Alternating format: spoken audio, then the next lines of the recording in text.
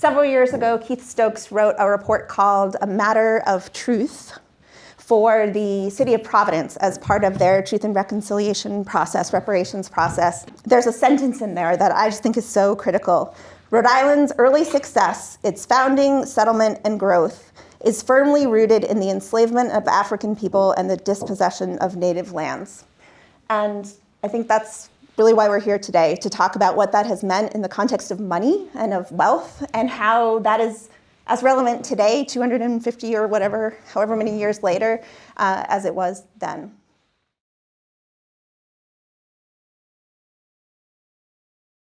But the reality is that most people arrived here escaping persecution, either physical, religious, or practical. They did, and they arrived here. But as Loren pointed out, and knows painfully well, they arrived at a location that was already populated. Rhode Island's place in the world as a crucial infrastructural support to an Atlantic slave system that extracted vast amounts of violence on millions upon millions of people, and created a great deal of wealth that continues to structure the inequalities and possibilities of the world today. Rhode Island, in my experience, and understanding its rich, deep, beautiful history, is kind of like a walking contradiction. You know, it's like founded on this idea of religious dissent and liberty, while, as we've heard, dispossessing land and supporting the slave trade. So my sense is that the future, the near future is to begin a new paradigm of investing based upon need and equity need, and not so much based on race and gender and ethnicity. The story is that we kind of understood, I think we've established that the law has helped compound wealth in very specific ways for specific groups. And so I think the way forward is to use that same law differently, to undo that work.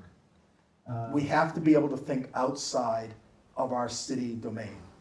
We have to understand that population will continue to change and transform, economies transform and change, and we have to have policies that are adapted and flexible to meet that change.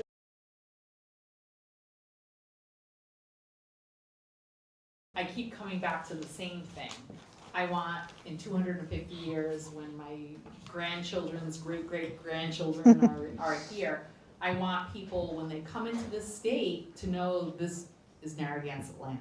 That the Narragansett people are here, that we're thriving, that we're contributing to society, we're doing remarkable things.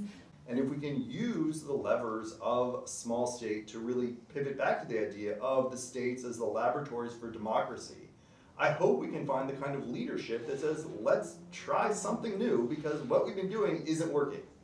And this is going to require a lot on the part of the voters of Rhode Island. It's going to require a lot on finding new kinds of leaders who, again, can take what has traditionally been spoken of as liabilities and pivot that to assets.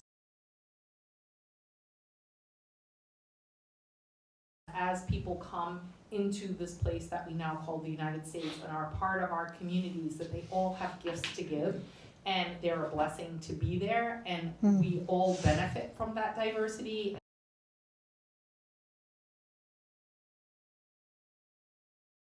I think the better narrative is that Rhode Island understands, appreciates, embraces its history, and rather than feeling guilty or obligatory,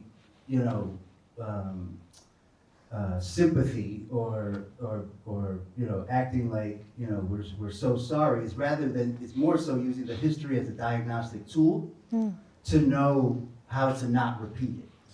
And I think that's the danger when we try to erase history, when we try to ban books, when we try to not embrace things like Keith's report, because we repeat our mistakes, and then when we act like we can't address the solutions we helped create the problems of, that then paralyzing ourselves.